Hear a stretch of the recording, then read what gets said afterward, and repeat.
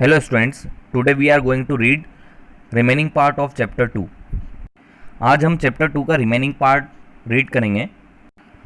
During the monsoon, the stream became a rushing torrent in which bushes and small trees were swept away and the friendly murmur of the water became a threatening boom. Author हमें बताता है कि किस तरीके से monsoon के season में यानी कि बारिश के सीज़न में जो स्ट्रीम होती है, जो झरना होता है, वो जो छोटी सी नदी होती है, बिकेम अ रशिंग टोरेंट यानी कि बहुत ज़्यादा तेज़ आवाज़ के साथ में और स्पीड में, बहुत ज़्यादा तेज़ स्पीड में वो बहती है. इन विच बुशेज एंड स्मॉल ट्रीज, जिसके अंदर की छोटे छोटे पेड़ और झाड़ियाँ जो हैं वर स्वेप्ट अवे, वो भी साथ में बह जाया करती थी. And the friendly murmur of the water became a threatening boom. और झरने का पानी जो कि मॉनसून के सीज़न से पहले बहुत ज़्यादा फ्रेंडली मर्मर लिए हुए होता है, यानी कि बहुत स्वीट वॉइस के साथ में, जैसे पानी की गिरने की जो आवाज़ होती है बहुत स्वीट वॉइस उसकी आती है, तो उस तरीके से बहा करता था. वो भी मॉनसून के सीज़न के अंदर बहुत ज़्यादा थ्रेटनिंग बूम लिए हुए होता है, यानी कि बहुत ज़्यादा तेज़ आवाज़ के साथ में, डरा देने वाली आवाज़ के साथ में बहता है. I did not visit the place too often, यानी कि मैं अक्सर मॉनसून के सीज़न में उस प्लेस पर विजिट करने के लिए नहीं जाता था. As there were leeches in the long grass, क्योंकि वहाँ पर लंबी लंबी जो घासें होती थी उनके अंदर लीचेस पाई जाती थी. यानी कि लीचेस किसको बोला जाता है, जोंक जो होती है उसे लीचेस कहा जाता है. तो इस वजह से ऑथर जो होता है लंबी लंबी घास में जो लीचेस पाई जाती है उनकी वजह से वहाँ पर विजिट करने नहीं जाता था. One day I found the remains of a barking bear which had only been partly eaten, यानी कि एक दिन मैंने वहाँ पर बार्किंग डियर यानी कि जो हिरण था उसका रिमेन्स यानी कि उसका बचा हुआ हिस्सा वहाँ पर पाया. Which had only been partly eaten, जिसे कि सिर्फ आधा खाया हुआ था. I wondered why the leopard had not hidden the rest of his meal and decided that it must have been disturbed while eating. मैंने वंडर किया यानी कि आश्चर्य किया कि why the leopard had not hidden the rest of his meal, कि leopard ने अपने मील का यानी कि अपने भोजन का जो बचा हुआ हिस्सा था उसको छिपाया क्यों नहीं. एंड डिसाइडेड, और मैंने डिसाइड किया that it must have been disturbed while eating, कि शायद से ईटिंग करते वक्त यानी कि भोजन खाते समय उसे किसी ने डिस्टर्ब कर दिया होगा, यानी कि वहाँ पर कोई ह्यूमन बींग आ गया होगा या फिर कोई मिल्कमैन या फिर वहाँ रास्ते से गुजरने वाले चारकोल बर्नर्स जो है शायद वहाँ पर पहुँच गए होंगे. इस वजह से शायद से वो डिस्टर्ब होकर के उसे ऐसे ही खुले में छोड़ गया होगा. देन क्लाइंबिंग द हिल, और फिर पहाड़ी पर चढ़ते वक्त I met a party of hunters resting beneath the oaks. मैंने वहाँ पर हंटर्स यानी कि शिकारियों का एक दल देखा, रेस्टिंग बीनीथ द ओक्स, जो कि ओक के पेड़ के नीचे आराम कर रहे थे. दे आस्क्ड मी, उन्होंने मुझसे पूछा, if I had seen a leopard, कि क्या मैंने किसी लेपर्ड को या तेंदुए को देखा है. I said I had not, और मैंने उन्हें कहा कि मैंने नहीं देखा है. They said they knew there was a leopard in the forest, उन्होंने कहा कि वे जानते हैं कि जंगल के अंदर एक लेपर्ड यानी कि एक तेंदुआ है. Leopard skins they told me were selling in Delhi at over 1000 rupees each, और उन्होंने मुझे बताया कि लेपर्ड की जो स्किन है वो दिल्ली में 1000 rupees each, over 1000 rupees each का मतलब कि 1000 रुपये से ज़्यादा में बेची जा रही थी. Of course there was a ban on the export of skins, निश्चित रूप से वहाँ पर स्किन्स के एक्सपोर्ट के ऊपर एक तरीके से बैन लगाया हुआ था. But they gave me to understand that there were ways and means. Ways and means का मतलब होता है resources and methods to achieve something, यानी किसी भी चीज़ को पाने का कोई ना कोई तरीका. तो यहाँ पर कहने का मतलब है they gave me to understand that there were ways and means, यानी कि उन्होंने मुझे समझाया that there were ways and means, यानी कि वहाँ पर इस लेपर्ड की स्किन को बेचने के कुछ तरीके हैं, कुछ रिसोर्सेज हैं. आई थैंक देम, मैंने उन्हें थैंक किया, धन्यवाद दिया, फॉर देयर इन्फॉर्मेशन, उनकी इस इन्फॉर्मेशन के लिए. एंड वॉकड ऑन, और मैं चला गया. फीलिंग अनईजी एंड डिस्टर्ब, यानी कि मैं थोड़ा सा अनईजी फील कर रहा था और डिस्टर्ब फील कर रहा था, थोड़ा सा दिमागी तौर से परेशान फील कर रहा था. The hunters had seen the carcass of the deer and they had seen the leopard's pug marks, यानी कि जो हंटर्स थे, शिकारी जो थे, उन्होंने कार्कस जो था, कार्कस का मतलब होता है मृत शरीर, यानी जो डियर है, जो हिरण है, उसका मृत शरीर उन्होंने देख लिया था. And they had seen the leopard's pug marks, और उन्होंने उस लेपर्ड के, तेंदुए के पग मार्क यानी कि उसके जो पाँव के निशान थे उनको भी देख लिया था. So they kept coming to the forest, और इसीलिए वो जंगल में उन्होंने आना अपना जारी रखा। ऑलमोस्ट एवरी इवनिंग, लगभग हर शाम को, I heard their guns banging away, यानी कि मैं उनके गन्स की बैंगिंग अवे यानी कि उनके गन्स से जो धमाका होता है उनका साउंड सुनता था। For they were ready to fire at almost anything, क्योंकि वो बिल्कुल तैयार थे किसी भी चीज़ पे फायर करने के लिए, किसी भी चीज़ को नुकसान पहुंचाने के लिए। There's a leopard about, they always told me, और वो मुझसे हमेशा कहा करते थे कि यहाँ पर ज़रूर आसपास कहीं एक लेपर्ड है, एक तेंदुआ है। You should carry a gun, यानी कि तुम्हें अपने साथ में एक गन कैरी करनी चाहिए, एक गन रखनी चाहिए। I don't have one, I said, और मैंने उन्हें कहा या मैं उन्हें कहता था कि मेरे पास में गन नहीं है। There were fewer birds to be seen, अब वहां पर बहुत ही कम पक्षी दिखाई देते थे। And even the langurs had moved on, और यहां तक कि लंगूर्स भी अब वहां से चले गए थे। The red fox did not show itself, और रेड फॉक्स भी खुद को कभी भी वहां पर शो नहीं करती थी, वो भी अब वहां पर नहीं दिखाई देती थी। एंड द पाइन मार्टन्स, और जो पाइन मार्टन्स थे, who had become quite bold, और पाइन मार्टन्स जो कि काफ़ी बोल्ड हो चुके थे, यानी कि बहुत ज़्यादा निर्भीक हो चुके थे, now dashed into hiding at my approach, अब वो भी मेरे वहाँ पर पहुँचने से झाड़ियों के अंदर दौड़ करके छिप जाया करते थे। The smell of one human is like the smell of any other, एक ह्यूमन की यानी कि एक इंसान की जो गंध होती है, जो स्मेल होती है, वो किसी और के गंध की तरह ही होती है। And then the rains for over, यानी कि बारिश का सीजन समाप्त हुआ, ख़त्म हुआ। एंड इट वॉज अक्टूबर, और अब ये अक्टूबर का महीना था, यानी कि मैं धूप में लेट सकता था और स्वीट स्मेलिंग ग्रास, और जो ग्रास यानी कि घास जो कि बहुत ज़्यादा स्वीट स्मेल करती है, उसके ऊपर लेट सकता था। And gaze up through a pattern of oak leaves into a blinding blue heaven, और उन ओक की जो लीव्स हैं यानी कि उनकी जो पत्तियां होती है, जो कि बहुत ज़्यादा अलग अलग तरह के पैटर्न यानी कि शेप बनाती है, उनमें से मैं ब्लाइंडिंग ब्लू हेवन को, यानी कि जो नीला आसमान है, उसको आसानी से देख सकता था। यानी कि उन पत्तियों के बीच में से उसको, उन पेड़ों की पत्तियों के बीच में से ब्लू स्काई यानी कि नीला नीला आसमान उसको दिखाई देता था, जो होल्स होते थे उनके बीच में से। On the other side of the ravine, और रवीन की दूसरी ही तरफ, रोज परी तिब्बा, यानी कि वहां पर एक पहाड़ी थी जिसका क्या नाम था, परी तिब्बा, जिसे हील ऑफ द फेरीज यानी कि परियों की पहाड़ी कहा जाता था। A bleak scrub covered hill where no one lived, जो कि अब बहुत ज़्यादा ब्लीक यानी कि बेरंग हो चुकी थी। Scrub covered hill where no one lived, और पूरी तरह से झाड़ियों से ढकी हुई थी, जहां पर अब कोई नहीं रहता था। It was said that in the previous century, और ऐसा कहा जाता था कि प्रीवियस सेंचुरी में यानी कि पिछली शताब्दी में English man had tried building their houses on the हिल, यानी कि इंग्लिश मैन यानी जो ब्रिटिशर्स थे, उन्होंने उस पहाड़ी के ऊपर अपने घर और बिल्डिंगों को बनाने का कोशिश किया था। But the area had always attracted lightning, लेकिन वो जो एरिया होता था वो हमेशा लाइटनिंग को अट्रैक्ट करता था, यानी कि वहाँ पर बहुत ज़्यादा लाइटनिंग यानी कि बिजली कड़कती थी।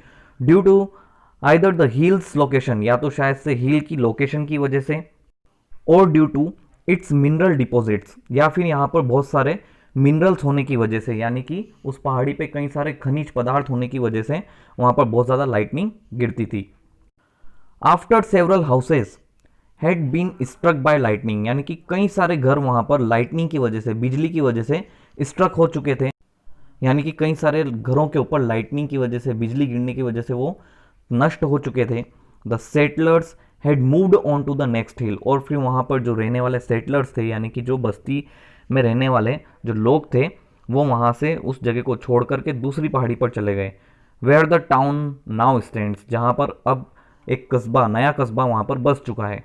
To the hill men it is Pari Tibba, haunted by the spirits of a pair of ill fated lovers who perished there in a storm. कुछ पहाड़ी लोगों का ऐसा मानना था कि परी तिब्बा हिल जो है, यानी कि परी तिब्बा जो पहाड़ी है, haunted by the spirits of a pair of ill fated lovers who perished there in a storm, यानी कि वहाँ पर एक प्रेमी जोड़ा तूफान में पेरिश्ड हो चुका था, यानी कि नष्ट हो चुका था, जिसकी वजह से वो जो हिल है, वो जो पहाड़ी है, उनकी आत्माओं से हॉन्टेड हो चुकी है, यानी कि भूतिया हो चुकी है। To others it is known as burnt hill, और दूसरे लोग इसे बर्न्ट हिल के नाम से जानते थे। Because it's scared and stunted trees, क्योंकि इसके बहुत ज़्यादा स्केर्ड यानी कि डराने वाले और स्टंटेड ट्रीज यानी कि अर्ध विकसित या अविकसित पेड़ों की वजह से।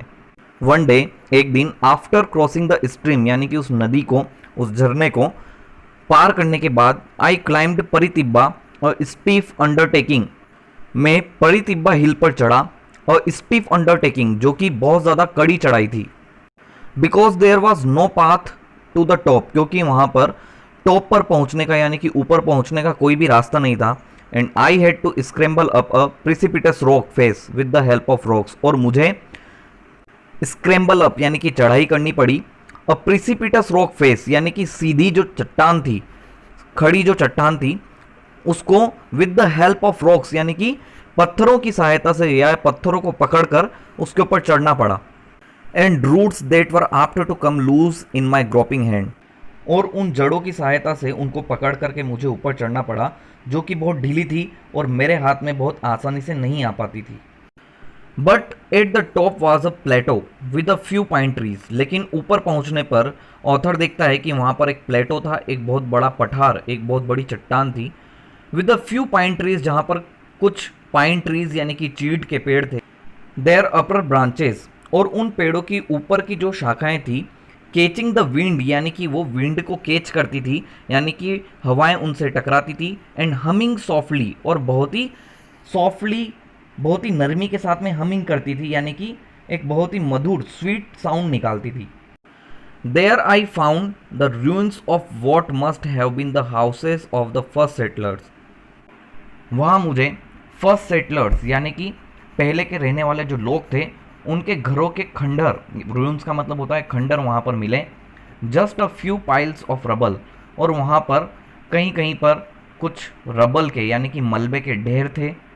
Now overgrown with weeds, sorrel, dandelions and nettles, और उनके ऊपर अब वीड्स के, सोरेल के, डेंडेलियंस और नेटल्स यानी कि अलग अलग टाइप हैं प्लांट्स के, तो ये वहाँ पर ओवरग्रोन हो चुके थे, उनके ऊपर उग चुके थे। As I walked through the roofless ruins, और जैसे ही मैं छत विहीन उन खंडरों में गया, यानी कि ऐसे रूइंस, ऐसे खंडर जिनकी छत नहीं थी, उनमें जब मैं गया तो I was struck by the silence that surrounded me, तो मैं वहाँ पर वहाँ की जो खामोशी थी जो कि मेरे आसपास थी उससे चौंक गया। The absence of birds and animals, वहाँ पर बर्ड्स और एनिमल्स की एब्सेंस थी, यानी कि वहाँ पर बर्ड्स और एनिमल्स नहीं थे। The sense of the complete desolation, यानी कि वहाँ पर एक तरीके से कंप्लीट डिसोलेशन की फीलिंग उसको आ रही थी। यानी कंप्लीट डिसोलेशन का मतलब होता है एकदम पूर्णतया निर्जन, यानी कि जहाँ पर आसपास कोई भी नहीं होता है, पूरी तरह से निर्जन स्थान को बोला जाता है कंप्लीट डिसोलेशन। तो उसकी फीलिंग, उसका सेंस उसको आ रहा था। The silence was so absolute, और खामोशी इतनी ज़्यादा थी that it seemed to be ringing in my ears, के ऐसा लग रहा था कि ये मेरे कान में बज रही हो, रिंगिंग कर रही हो। But there was something else, लेकिन वहाँ पर कुछ अजीब था, कुछ अलग ही चीज़ थी।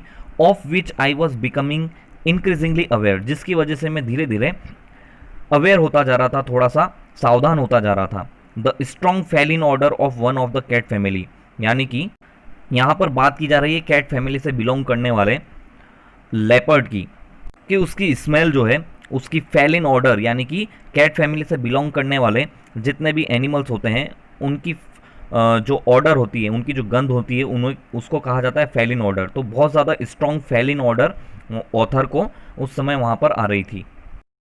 आई पॉज्ड, मैं रुका, एंड लुक्ड अबाउट, और चारों तरफ जांच करने लगा। आई वॉज अलोन, मैं बिल्कुल अकेला था। There was no movement of dry leaf or loose stone, वहाँ पर किसी भी तरह की कोई ड्राई लीफ यानी कि सूखी पत्तियों की, या लूज स्टोन यानी कि जो कंकड़ होते हैं, उनकी कोई भी मूवमेंट वहाँ पर नहीं थी, कोई भी हलचल नहीं थी। The ruins were for the most part open to the sky, और ruins का यानी कि खंडरों का अधिकांश जो भाग था वो पूरा खुला हुआ था, क्योंकि उन ruins के ऊपर कोई छत नहीं थी। देयर रोटिंग राफ्टर्स हैड कोलैप्स्ड, और छतों को ढकने वाली जो लकड़ियाँ होती है जिन्हें राफ्टर्स कहा जाता है, वो भी अब रोटिंग हो चुकी थी। रोटिंग मतलब कि सड़ चुकी थी, और सड़ करके कोलैप्स्ड यानी कि टूट चुकी थी। Jammed together to form a low passage like the entrance to a mine, और वे लकड़ियाँ एक दूसरे में इस तरीके से फंसी हुई थी कि वो एक सकड़ा सा लो पैसेज यानी कि एक सकड़ा सा गलियारा बना रही थी, like the entrance to a mine, जैसे कि वो मेरे लिए क्या हो, कोई प्रवेश द्वार हो। And this dark cavern, seemed to lead down into the ground. और ये डार्क केवन का मतलब होता है अंधेरी गुफा, सीम्ड यानी कि ऐसी दिखाई देती थी, ऐसी प्रतीत हो रही थी, to lead down into the ground जैसे कि जमीन के अंदर उतर करके जा रही हो। The smell was stronger when I approached this spot. और जब मैं इस जगह पर पहुंचा तो स्मेल जो थी वो और ज़्यादा स्ट्रॉन्ग थी और बहुत ज़्यादा तेज़ आ रही थी। सो आई स्टॉप्ड अगेन, इसलिए मैं वापस से रुका एंड वेटेड देयर, और वहीं पर इंतजार किया, wondering if I had discovered the layer of the leopard. और मैं ये सोच रहा था कि शायद से मैंने लेपर्ड जो है यानी तेंदुआ जो है उसकी लेयर यानी कि उसकी मांद को या उसकी गुफा को खोज लिया है। Wondering if the animal was now at rest after a night's hunt. और ये भी सोच रहा था कि शायद से जो एनिमल है यानी कि जो लेपर्ड है वो अपने नाइट हंट के बाद में यानी कि रात के शिकार के बाद में यहाँ पर आराम कर रहा होगा। Perhaps he was crouching there in the dark, शायद से वो अंधेरे में क्राउचिंग करके यानी कि दुबक करके बैठा हुआ होगा, वॉचिंग मी और मुझे देख रहा होगा, रिकॉग्नाइजिंग मी और मुझे पहचान रहा होगा, knowing me as the man who walked alone in the forest without a weapon. और वो लेपर्ड मुझे इस तरीके से जानता होगा एज जैसे कि the man who walked alone in the forest यानी कि एक ऐसा व्यक्ति जो कि इस जंगल के अंदर विदाउट अ वेपन यानी बिना किसी हथियार के आया था। I like to think that he was there, मेरे ख्याल से वो वहाँ पर था। ही न्यू मी, वह मुझे जानता था। And that he acknowledged my visit in the friendliest way, और मेरी फ्रेंडलीस्ट वे यानी कि एक तरीके से दोस्ताना तरीके से जो मैं वहाँ पर विजिट करने आया था उस चीज़ को वो एक्नॉलेज भी कर रहा था यानी कि उस चीज़ को एक्सेप्ट भी कर रहा था। By ignoring me altogether यानी कि मुझे पूरी तरीके से इग्नोर करते हुए यानी कि नज़रअंदाज करते हुए ऐसा वो एक्नॉलेज यानी कि स्वीकार कर रहा था।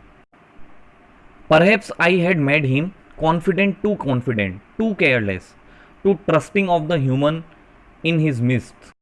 शायद मैंने उसे बहुत ज़्यादा कॉन्फिडेंट बना दिया था, टू केयरलेस और बहुत ज़्यादा लापरवाह, too trusting of the human in his midst कि शायद से वो बहुत ज़्यादा ह्यूमन बींग्स के ऊपर ट्रस्ट करने लगा था।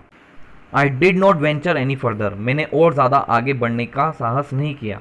आई was not out of mind यानी कि मैं इतना ना समझ नहीं था।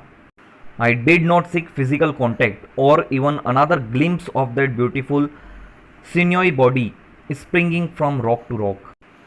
फिजिकली मैं उसे वहाँ पर ढूंढ नहीं पाया, उसे खोज नहीं पाया, और even another glimpse of that beautiful sinewy body, यहाँ तक कि मैंने उस सुंदर और बलिष्ठ शरीर की एक झलक भी नहीं देखी। Springing from rock to rock यानी कि उसे एक चट्टान से दूसरी चट्टान पर कूदते हुए या उछलते हुए नहीं देखा। It was his trust I wanted, मैं केवल उसका ट्रस्ट पाना चाहता था, उसका विश्वास जीतना चाहता था। एंड आई थिंक और मुझे लगता है he gave it to me यानी कि उसने मुझे अपना विश्वास दिया। But did the leopard trusting one man make the mistake of bestowing his trust on others. लेकिन क्या उस लेपर्ड ने ट्रस्टिंग वन मैन यानी कि एक व्यक्ति पर भरोसा करके मेक द मिस्टेक यानी कि गलती कर दी है, और बेस्टोइंग हिज ट्रस्ट ऑन अदर्स यानी कि दूसरों पर भी उतना ही भरोसा करने की उसने मिस्टेक कर दी है। Did I by casting out all fear, क्या मैंने उसका सारा जो डर है वो बाहर निकाल दिया है। माई ओन फियर, एक तो मेरा खुद का डर, and the leopards protective fear, और लेपर्ड का अपना खुद का बचाव करने का जो उसमें डर होता है, क्या मैंने उसे बाहर निकाल दिया है। और लीव हिम डिफेंसलेस, क्या मैंने उसे डिफेंसलेस छोड़ दिया है यानी कि क्या मैंने उसे निराश्रय या बचावहीन छोड़ दिया है। बिकॉज नेक्स्ट डे, क्योंकि अगले दिन, coming up the path from the stream यानी कि झरने या नदी के रास्ते से वापस आते समय, shouting and beating drums were the hunters यानी हंटर्स जो थे वो शोर कर रहे थे, जोर जोर से चिल्ला रहे थे, बीटिंग ड्रम्स और ड्रम बजा रहे थे। They had a long bamboo pole across their shoulders, उनके कंधों पर बांस का एक लंबा सा पोल था, एक डंडा था। And slung from the pole feet up head down was the lifeless body of the leopard, और उस डंडे पर लेपर्ड की यानी कि तेंदुए की लाइफलेस बॉडी यानी कि उसका मृत शरीर टंगा हुआ था, जिसमें उसके फीट अप यानी कि पाँव ऊपर की तरफ बंधे हुए थे और हेड डाउन और सिर नीचे की तरफ लटका हुआ था।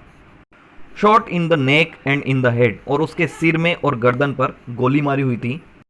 We told you there was a leopard, they shouted in great good humour, यानी कि वो जोर से चिल्ला करके उन्होंने बहुत ही अच्छे ह्यूमर में कहा।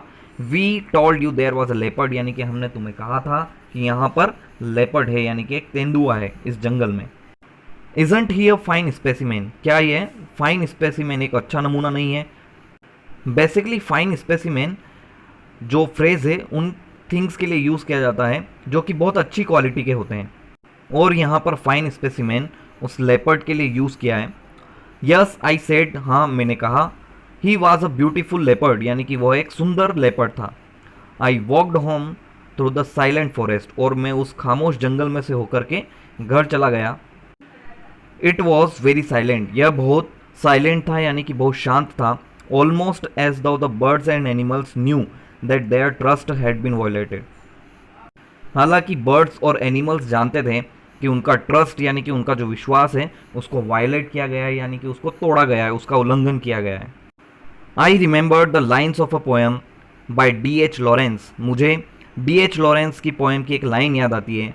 And as I climb the steep and lonely path to my home, जैसे ही मैं स्टीप यानी कि उस खड़ी ढलान के ऊपर चढ़ता हूँ, and lonely path to my home, और अपने घर के रास्ते पर जाता हूँ, the words beat out their rhythm in my mind, और उन वर्ड्स का जो बीट यानी कि उनकी जो रिदम होती है वो मेरे माइंड में घूमती है। मुझे याद आती है कि there was room in the world for a mountain lion and me. इस लाइन का मीनिंग जो है वो हमको ये बताता है कि जितने भी एनिमल्स और बर्ड्स जो हैं उनके लिए भी जितनी भी जगह थी, जो फॉरेस्ट वगैरह थे यानी जंगल जो हैं, वो भी अब धीरे धीरे क्या होते जा रहे हैं, ख़त्म होते जा रहे हैं। यानी कि उनके ऊपर भी ह्यूमंस जो हैं उन्होंने अधिकार कर लिया है, पोजेशन कर लिया है, और उन एनिमल्स और उन बर्ड्स के लिए इस पूरे वर्ल्ड में कोई भी स्पेस नहीं बची है। तो इसी लाइन के साथ में हमारा चैप्टर जो है, चैप्टर 2 द लेपर्ड, वो फिनिश आउट होता है। आई थिंक आपको ये वीडियो लेक्चर पसंद आया होगा। Thank you and have a nice day.